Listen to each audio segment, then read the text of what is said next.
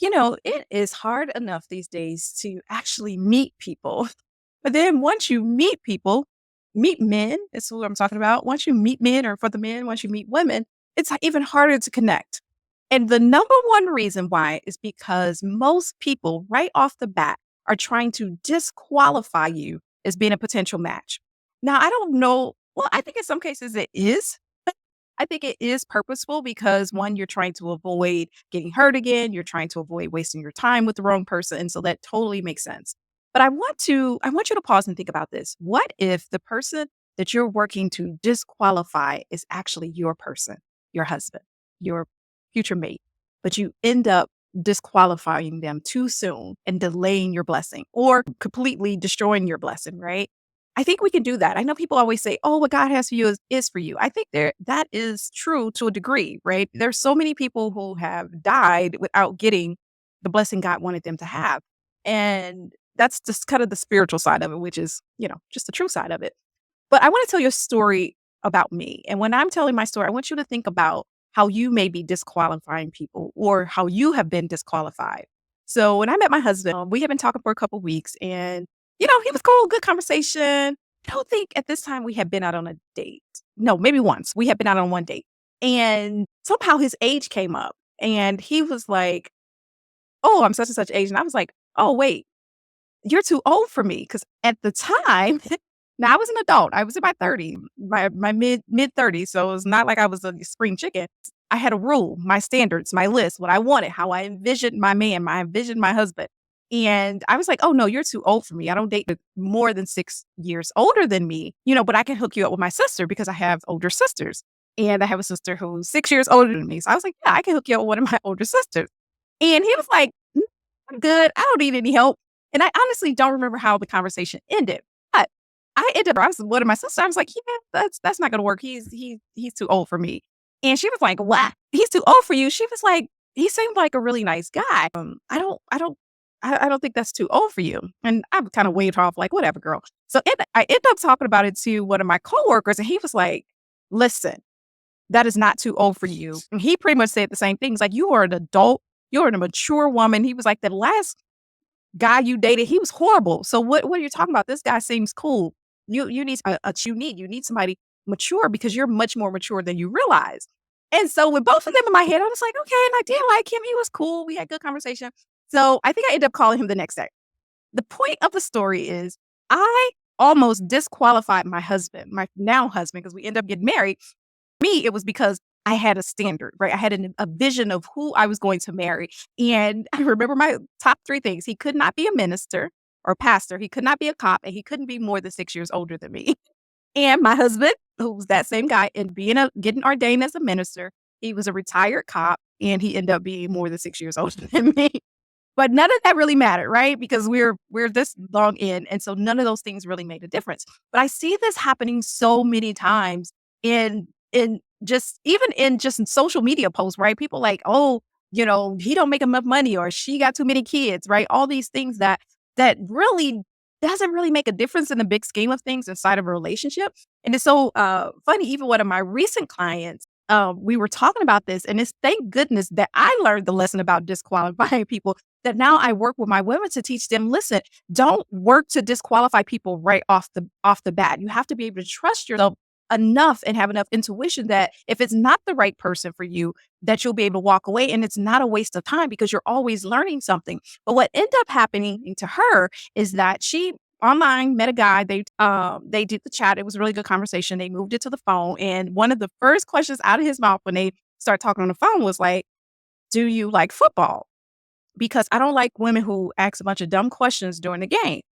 And so she was like, it was very off-putting, but she said, "I remember like, hey, he's just trying to disqualify me. It's okay." And so she said to him calmly without judgment or getting upset at his, kind of rude question, because she knew what was happening. It was like, "No, I'm not a football fan. I do understand the general game. And if we're watching football together, then I'm gonna be more so into you and enjoying spending time with you than I am really worried about the details of the game." And she said he got super quiet and was like, "Wow, I've never heard it put that way."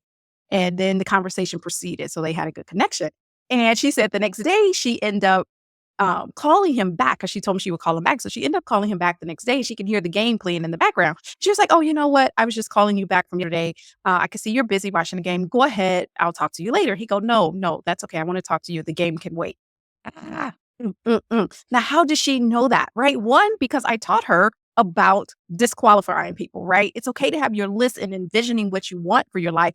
The thing of it is, you're going to have to create that. Now, that may be a podcast for the day, but let me drop this nugget right here is that whatever your vision is of your marriage, of your relationship, your partnership, you're going to actually have to create it. You're going to have to do work to create that, you and him together. It's not something that's going to come already prepackaged, right? And folded nicely. You're going to actually have to create that. And a lot of the things that we consider as important are not really that important in the scheme of creating the relationship and the life together that we connection I teach this concept called connection before content.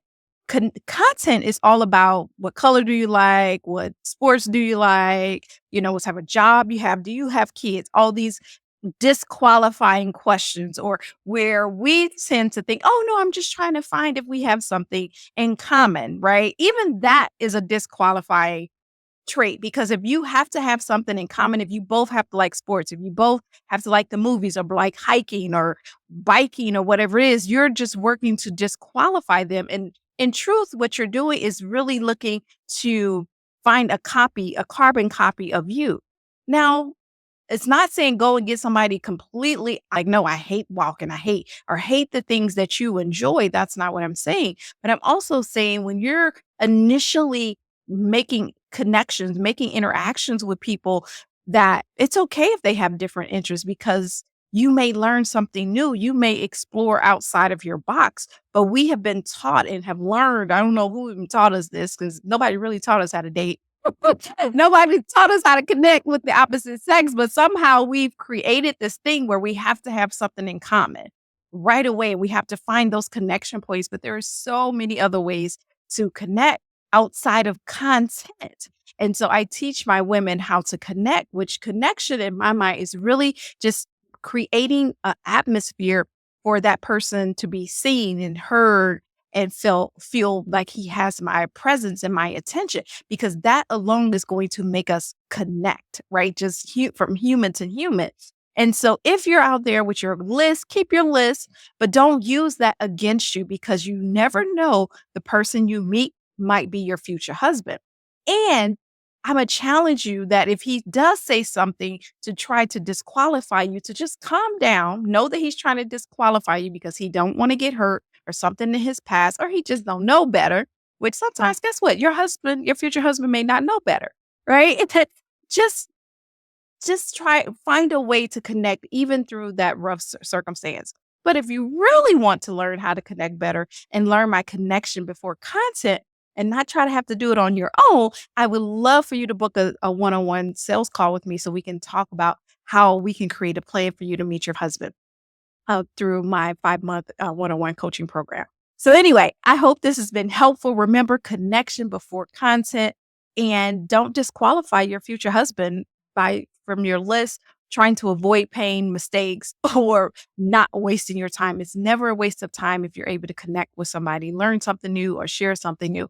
It's always worth the time. All right.